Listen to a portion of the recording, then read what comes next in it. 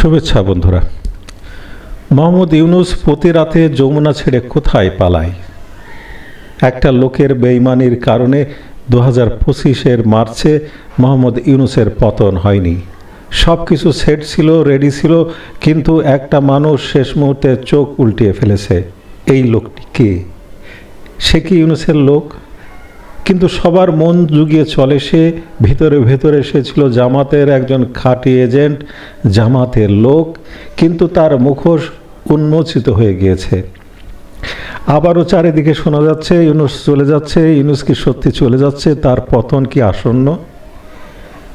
Milestone school and কলেজের উপরে যে বিমানটি ধসে পড়ল, এটা বিমান দুর্ঘটনা নাকি পরিকল্পিত নাশকতার একটি অংশ ছিল? গোপালগঞ্জের গণহত্যা আড়াল করতেই এই নাশকতা। আর্মিকে মনে করছে তাদের গায়ে কালি লেগেছে। আর্মিরা কি ক্ষুব্ধ? আর্মির প্রমোশন নিয়েও কি মুক্তিযুদ্ধের চেতনার আর্মিরা ক্ষুব্ধ? আওয়ামী লীগ নিয়ে ইউনুস কি আতঙ্কিত? ইউনুস যমুনায় ঘুমাচ্ছেন না কেন? গোলাম আজমের ঘনিষ্ঠ জামাতের কামরুল হাসান আনসারি, তিনি ইউনুসকে নিয়ে কোথায় যান? সারা রাত কোথায় লুকিয়ে রাখেন ইউনুসকে? ইউনুসকে লাল কার্ড দেখানো হয়েছে, ইউনুসকে তাহলে চলে যেতেই হচ্ছে? এই সকল প্রশ্নের জন্য দেখুন ভিডিওটি। একটা লোকের বেইমানির কারণে সেদিন ডক্টর ইউনূসের পতন হয়নি। সবকিছু সেট ছিল, রেডি ছিল, কিন্তু একটা মানুষ শেষ মুহূর্তে চোখ উল্টিয়ে ফেলেছে। এই মানুষটির আমি নাম বলবো না, কিন্তু আপনারা আমার বাকি কথা শুনে আমি নিশ্চিত আপনারা বুঝতে পারবেন। এই লোকটা যখন আপনার সাথে কথা বলবে মনে হবে যে তিনি আপনারই লোক, আপনার পছন্দ মতো কথা বলছে। সে যখন পেন্টাগনের সাথে কথা বলে তখন সে পেন্টাগনের লাইনে কথা বলে, যে সে যখন ভারতের সাথে কথা বলে তখন সে ভারতের লাইনে কথা বলে। সে যদি আপনার বন্ধু হয়ে আপনার সাথে যখন কথা বলবে মনে হবে যে আপনার লাইনে কথা বলছে, কিন্তু সে সবার লাইনে কথা বললেও সে যখন ইউনূসের সাথে কথা বলে তখন সবাই ভাববে যে সে ইউনূসের লোক। কিন্তু সবার মন জুগিয়ে চললেও সে ভেতরে ভেতরে ছিল জামাতের একজন খাঁটি এজেন্ট, জামাতের লোক, কিন্তু তার এই মুখোশ উন্মোচিত হয়ে গেছে। কিন্তু আজকে বাংলাদেশে আপনি যদি আকাশে বাতাসে দেওয়ালে কান পাতেন আপনি শুনতে পারবেন যে ডাক্তার ইউনূস কি চলে যাচ্ছে, তার পতন কি আসন্ন কিনা। ইউটিউবে যারা কথা বলেন, যারা রাজনৈতিক বিশ্লেষক রয়েছেন, এবং তাদের অধিকাংশের ভাষ্য আপনি গত 2-3 দিন ধরে শুনবেন যে তার পতন নিয়ে একটা আশঙ্কা বাংলাদেশে বিরাজ করছে। এবং মাইলস্টোন স্কুল অ্যান্ড কলেজের উপরে যে বিমানটি দুর্ঘটনায় ধসে পড়লো, সেই ঘটনার পরে আপনারা দেখেছেন যে ডক্টর ইউনূসের অবস্থা আরো নাজুক হয়েছে। এখন একটা হাইপোথিসিস খুব শুনছি যে এই বিমান দুর্ঘটনাটা আসলে একটা পরিকল্পিত নাশকতার একটা অংশ ছিল, এবং সেই নাশকতার যেটা সমস্যা হয়েছে যে এত ক্ষয়ক্ষতি হবে এবং এরকম একটা কনসিকোয়েন্স হবে, এইটা যারা এই বিমান দুর্ঘটনার প্ল্যানটা করেছিলেন তারা ধারণা করতে পারেনি।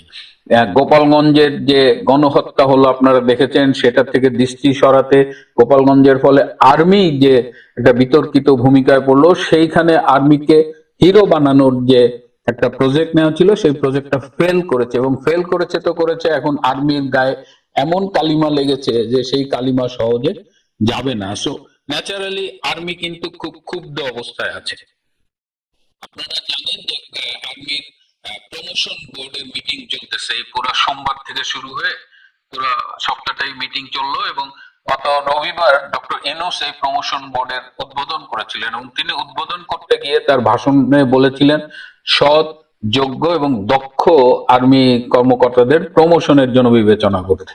এর আগে সাধারণত দীর্ঘদিন বলা হয়েছে মুক্তিযুদ্ধের চেতনায় বিশ্বাসী দক্ষ যোগ্যদের প্রমোশন দেওয়ার কথা বলা হতো, কিন্তু এবার সৎ শব্দটা যোগ করা হয়েছে। এই সৎ শব্দটা যোগ করার কারণে আর্মির মধ্যে একটা প্রতিক্রিয়া দেখা দিয়েছে, কারণ এই সৎ শব্দটার বাংলাদেশের সোল এজেন্সি হলো জামাতে ইসলামী।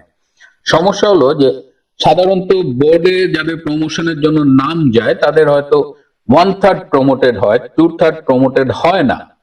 তাও মানে কি, যে 2/3 প্রমোশন হলো না তারা কি অসৎ? সো এখন যারা প্রমোটেড হবে না, বোর্ডে নাম যাবে, তাদের এই একটা সামাজিক বিড়ম্বনার মধ্যে কিংবা উইদিন দ্য প্রফেশন একটা বিড়ম্বনার মুখোমুখি হতে হবে যে ওই ব্যাটা অসৎ, ওর প্রমোশন হয়নি। তো এটা নিয়ে কিন্তু আর্মির মধ্যে একটা ব্যাপক ক্ষোভ দেখা গেছে, এবং আমি অনেকের সাথে কথা বলেছি, এটা কিন্তু আমার আহ, আবিষ্কার না, এটা আমি তাদের কাছ থেকেই পেয়েছি যে সেনাবাহিনীকে জামাতিকরণ করার জন্য যে যতগুলো ছোট ছোট উদ্যোগ নেওয়া হচ্ছে যেগুলোর লং টার্ম ইফেক্ট খুব খারাপ। আমরা প্রমোশন বোর্ডের তালিকার জন্য অপেক্ষা করছি যে কারা প্রমোটেড হলেও তারপরে হয়তো কিছু কমেন্ট করব। কিন্তু যেটা বলছিলাম যে ডক্টর ইনুস এই যে নিজেও খুব আতঙ্কিত হয়ে গেছে, এবং এই আতঙ্কিত হওয়ার লক্ষণ হলো যে তিনি প্রথমে 4টি রাজনৈতিক দল ডেকেছিলেন, পরে আরো কয়েকটি রাজনৈতিক দল ডেকেছেন, এবং সবার কাছে কিন্তু এই মাইলস্টোনের দুর্ঘটনা নিয়ে কথা না, সবার কাছে তিনি একটাই অ্যাপিল করেছেন যে এই পরিস্থিতিতে আমার যদি পতন হয় তাহলে আপনাদেরও রক্ষা থাকবে না, স্বৈরাচার ফিরে আসবে, হাসিনা ফিরে আসবে, সুতরাং আমাদের ঐক্যবদ্ধভাবে হাসিনা ফেরাটা ঠেকাতে হবে। মানে নিজেরা যে দোষ করছে, নিজেরা যে দেশের 12টা বাজাচ্ছে, সেটা নিয়ে তাদের কোনো টেনশন নাই, তার একটাই টেনশন। এবং এই দেখলাম যে এই বটিকা তিনি সবাইকে গেলাচ্ছেন, এবং সবাই তখন হ্যাঁ তাই তো, হাসিনা ঠেকাও, ফ্যাসিস্ট ঠেকাও। নিজেরা দেশটারে যে কোথায় নিয়ে যাচ্ছে, সাধারণ মানুষ যে কোথায় এই মুহূর্তে ইউনূস সরকার সম্পর্কে কি ধারণা রাখছে, কি ভাবছে, সেটা নিয়ে কিন্তু তাদের মাথা ব্যথা নেই। তাদের এখন একটা ভয় ঢুকে গেছে ভিতরে যে হাসিনা আসলে তাদের কি হবে।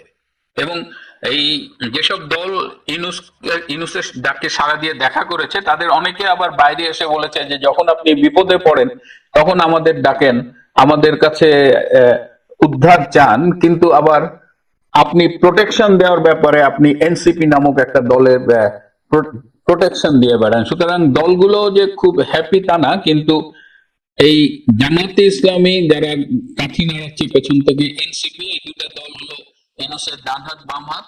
আর বিএনপি বৃহত্তর রাজনৈতিক গেমে অ্যান্টি আওয়ামী লীগের জায়গা থেকে, এবং ক্ষমতায় না থাকলেও তারা ছেঁচড়ামি, লুটপাট, দান্দাবাজি, চাঁদাবাজি, খুন খারাপি সবই তারা করছে। তাদের লন্ডনে বসে নেতা ঠিকই বড় অঙ্কের চাঁদাবাজি করছে, সুতরাং তারাও বলা যায় যে এক ধরনের ক্ষমতা উপভোগ করছে। সুতরাং এই অবস্থায় তারাও দেখলাম যে ডক্টর ইউনূসের সাথে ডাকলেই ছুটে যাচ্ছে।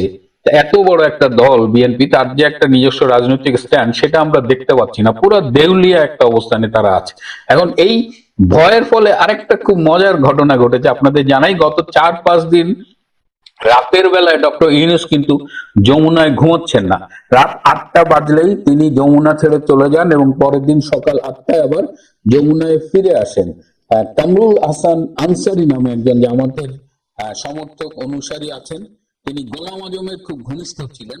প্রতি রাতে এই কামরুল হাসান আনসারী ডক্টর ইউনূসকে নিয়ে ক্যান্টনমেন্টে চলে যান, তিনি ক্যান্টনমেন্টে রাত্রি যাপন করেন, এবং এই আনসারী আবার সকালে ডক্টর ইউনূসকে ফিরিয়ে দিয়ে যায়। তিনি ভয়ে যমুনায় থাকেন না যে হয়তো রাতে কোনো কিছু একটা ঘটে যেতে পারে এবং তাকে ক্ষমতাচ্যুত করা হতে পারে। তিনি ক্যান্টনমেন্টে খুব উঁচু পর্যায়ের একজন সেনা অফিসারের বাসায় থাকেন।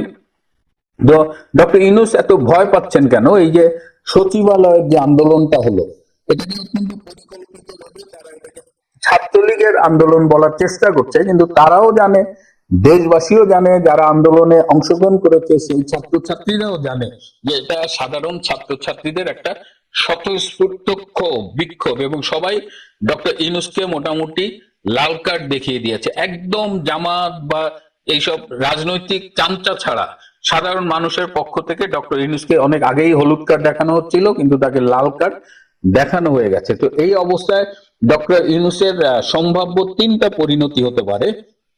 একটা হলো যে তিনি ক্ষমতাচ্যুত হয়ে বন্দী হতে পারেন, দ্বিতীয় হলো তিনি হয়তো দেশ ত্যাগ করতে পারেন, দেশ ত্যাগ করে পালিয়ে যেতে পারেন, দ্বিতীয় কোনো দেশে, কয়েকটা দেশের নেগোসিয়েশন চলতেছে, তিনি পালিয়ে কোন দেশে যেতে পারেন। ফ্রান্স তার একটা পছন্দের দেশ যেখানে তিনি পালিয়ে যেতে চান। এছাড়া আমি অনেক আগে বলেছিলাম যে ইস্ট তিমুরের মতো কিছু দেশ আছে, যদি বড় দেশগুলো তাকে জায়গা না দেয় তাহলে হয়তো ইস্ট তিমুরের মতো দেশে তিনি পালিয়ে যাবেন। কিন্তু তার এই পালানোর দেশের মধ্যে আবার পাকিস্তান নেই, এটা আমাকে একটু অবাক করেছে। আরেকটা পরিণতি হতে পারে, সেটা সম্ভাবনা খুব কম, কিন্তু রাজনীতিতে তো বলা যায় না, আমি সেই পরিণতি কথাটা এখানে উচ্চারণ করছি না, কিন্তু ডক্টর ইউনূস ভয়াবহ অবস্থার মধ্যে আছে এবং তার উপদেষ্টা পরিষদের মধ্যে এক ধরনের কাঁপুনি কাজ করছে। শনিবার আজকে যদিও সরকারি ছুটির দিন, কিন্তু অনেক উপদেষ্টাই শনিবার দিন অফিস করে, কিন্তু আজকে কোনো উপদেষ্টাকে অফিস করতে দেখা যায়নি। এবং আজকে আমি যখন রেকর্ড করছি দুপুর 3টার দিকে ঢাকায় একটা জরুরি উপদেষ্টাদের মিটিং হওয়ার কথা শুনেছি। তো এটি এখনো আমি নিশ্চিত না, একটা মিটিং হতে পারে, something fishy is going on. এবং এইবার ডক্টর ইউনূসের হয়তো দিন শেষ হয়ে আসবে এবং এইবার জেনারেল ওয়াকার খান তাকে আর রক্ষা করতে পারবেন না, কারণ এইবারের পরিবর্তন, জনগণের স্বতঃস্ফূর্ত ক্ষোভ এবং জাতীয় এবং আন্তর্জাতিক যে বিষয়গুলো, যে প্রভাবক গুলো কাজ করছে, তার কথাও জেনারেল ওয়াকার খানকে রাখা হয়নি, কারণ general Waqar Khan is very dedicated and committed to Jamaat Islam and এই ইসলামিক ফোর্স, এই জঙ্গি গোষ্ঠীর প্রতি কমিটেড। সুতরাং এইবার যদি পরিবর্তন হয় সেটা জনগণের আকাঙ্ক্ষার পরিণতিতেই এই পরিবর্তন হবে এবং এর সাথে আন্তর্জাতিক কিছু প্রভাবক কাজ করবে। এই আন্তর্জাতিক প্রভাবকদের বিষয় নিয়ে আমি এই মুহূর্তে কিছু বলছি না, কিন্তু যে কোনো একটা পরিবর্তনের জন্য অপেক্ষায় থাকুন। বাংলাদেশে নতুন দিন, নতুন সূর্য উদয়ের ব্যাপারটা যা সময়ের ব্যাপার। অনেক অনেক ভালো থাকুন, ধন্যবাদ।